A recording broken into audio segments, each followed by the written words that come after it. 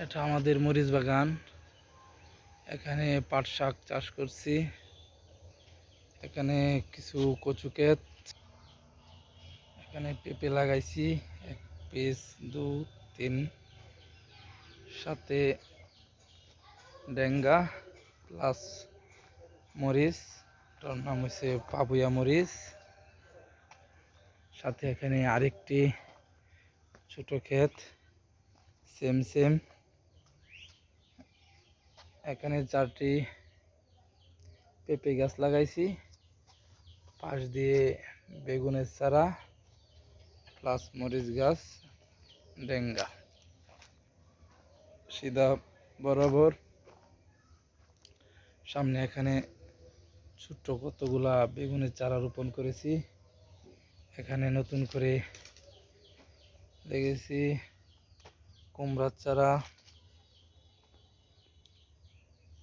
এগুলা হচ্ছে নাটক। সাথে একটি করলা গাছ, করলা ধরেছে। এখানে একটি করলা যা নষ্ট হয়ে গেছে, এটা ফেলে দেব, এটা রাখার দরকার নাই। আমার এই ছোট্ট গাছে ফলন ধরেছে, 2টি নাটক হয়েছে।